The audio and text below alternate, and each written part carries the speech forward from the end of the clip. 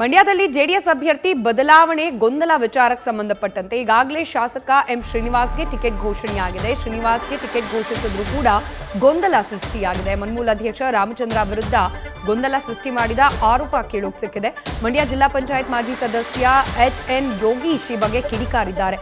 ಮಂಡ್ಯದಲ್ಲಿ ನಾನು ಸ್ಪರ್ಧೆಯಿಂದ ಹಿಂದೆ ಸರಿಯೋ ಪ್ರಶ್ನೆಯೇ ಇಲ್ಲ. ಗೊಂದಲ ಸೃಷ್ಟಿಸ್ತಾ ಇರುವವರ ಮೇಲೆ ಕ್ರಮಕ್ಕೆ ಆಗ್ರಹಿಸುತ್ತೇನೆ. ರಾಮಚಂದ್ರರಿಗೆ ಶಾಸಕ ಎಂ ಶ್ರೀನಿವಾಸ್ ಈ ರೀತಿಯಾಗಿ ಖಡಕ್ ವಾರ್ನಿಂಗ್ ಕೊಟ್ಟಿದ್ದಾರೆ.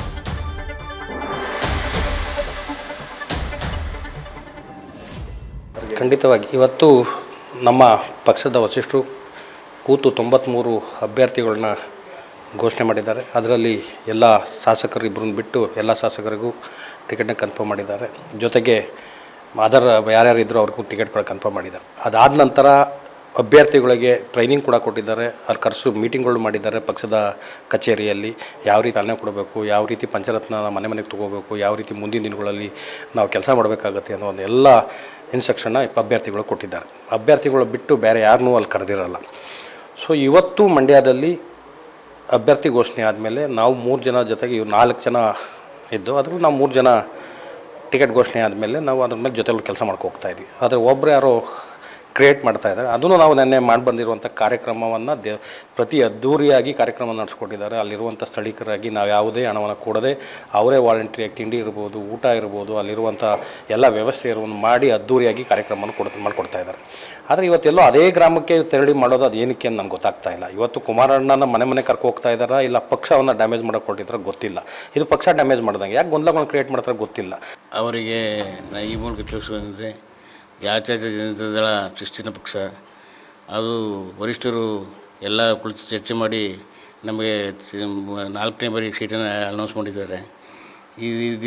ಅದಾದ ಮೇಲೆ ನಾವು ಕಾರ್ಯರೂಪಕ್ಕೆ ತಂದು ಅದನ್ನು ಮನೆಗೆ ಕುಮಾರಣ್ಣ ಮನೆಗೆ ಪಂಚರತ್ನ ಕಾರ್ಯಕ್ರಮವನ್ನು ತಿಳಿಸೋದು ಪ್ರತಿ ಜನರಿಗೂ ಮನೆಗೂ ಹೋಗ್ತಾಯಿದ್ದೀವಿ.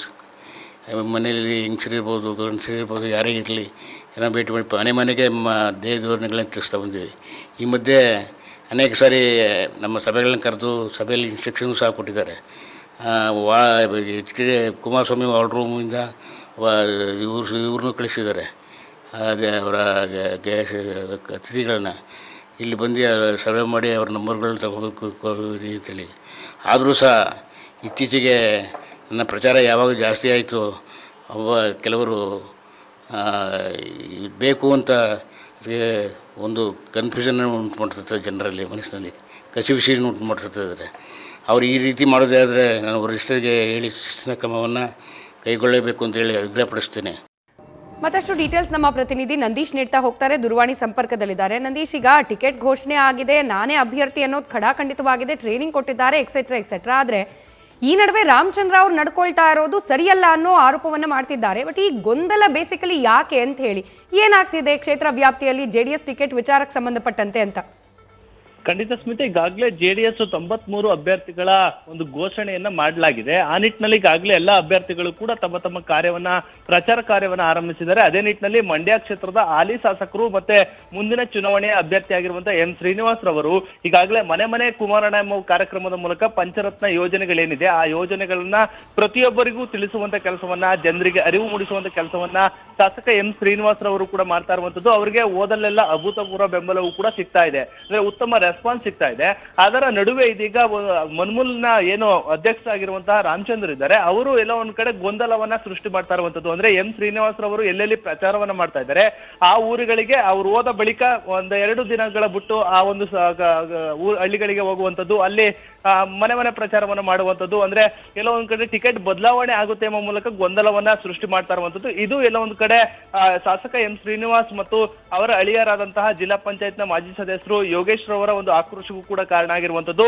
ಮಂಡ್ಯದಲ್ಲಿ, ಅದರಲ್ಲೂ ಕೂಡ ಮಂಡ್ಯ ಕ್ಷೇತ್ರದಲ್ಲಿ ಎಲ್ಲಾ ನಾಯಕರುಗಳು ಕೂಡ, ಅಂದ್ರೆ ಹಿಂದೆ ಏನು ಟಿಕೆಟ್ಗಾಗಿ ಒಂದು ದುಂಬಾಲ ಬಿದ್ದರು ಅವರೆಲ್ಲರೂ ಕೂಡ ಒಗ್ಗಟ್ಟಾಗಿ ಎಂ ಶ್ರೀನಿವಾಸ್ ಪರವಾಗಿ ನಿಂತಿರುವಂತದ್ದು. ಆದ್ರೆ ಎಲ್ಲ ಒಂದ್ ಕಡೆ ರಾಮಚಂದ್ರ ಮಾತ್ರ ಒಂದು ವಿರುದ್ಧ ದಿಕ್ಕಿನಲ್ಲಿ ಚಲಿಸ್ತಾ ಇರುವಂತದ್ದು. ಇದು ಒಂದು ಆಕ್ರೋಶಕ್ಕೆ ಕಾರಣ ಆಗಿರುವಂತದ್ದು. ಇದು ಪಕ್ಷಕ್ಕೆ ಡ್ಯಾಮೇಜ್ ಆಗುತ್ತೆ. ಅಲ್ಲದೆ ನಾನು ಈಗಾಗಲೇ ನಾನೇ ಸ್ಪರ್ಧೆಯನ್ನ ಮಾಡ್ತೀನಿ ಎಂಬ ಮೂಲಕ ಒಂದು ಹೇಳಿಕೆಯನ್ನು ಕೊಟ್ಟಿದ್ದೇನೆ. ಅದರಲ್ಲೂ ಕೂಡ ಕುಮಾರಸ್ವಾಮಿ ಅವರು ಮತ್ತು ನಿಖಿಲ್ ಕುಮಾರಸ್ವಾಮಿ ಇಬ್ಬರು ಕೂಡ ಅವರು ಕೂಡ ಹೇಳಿರುವಂತದ್ದು ಯಾವುದೇ ಕಾರಣಕ್ಕೂ ಟಿಕೆಟ್ ಬದಲಾವಣೆ ಇಲ್ಲ ಅಂತ. ಆ ನಿಟ್ಟಿನಲ್ಲಿ ಎಲ್ಲ ಒಂದ್ ಕಡೆ ಮಾಡ್ಕೊಂಡು ಈ ರೀತಿ ಗೊಂದಲವನ್ನ ಸೃಷ್ಟಿಸುವಂತದ್ದು ಸರಿಯಲ್ಲ. ಆ ನಿಟ್ಟಿನಲ್ಲಿ ಅವರ ಮೇಲೆ ಕ್ರಮಕ್ಕೆ ನಾನು ಕೂಡ ಒತ್ತಾಯಿಸ್ತೇನೆ ಎಂಬ ಮೂಲಕ ಒಂದು ಖಡಕ್ ವಾರ್ನಿಂಗ್ ಅನ್ನ ಇದೀಗ ಶಾಸಕ ಎಂ ಶ್ರೀನಿವಾಸ್ ರವರು ರಾಮಚಂದ್ರ ಅವರಿಗೆ ನೀಡಿರುವಂತದ್ದು. ಸ್ಮಿತಾ, ರೈಟ್, ಧನ್ಯವಾದ ನಂದೀಶ್ ಮಾಹಿತಿಗಾಗಿ. ನ್ಯೂಸ್ ಫಸ್ಟ್ ಪ್ರತಿಕ್ಷಣ ನಿಮ್ಮೊಂದಿಗೆ.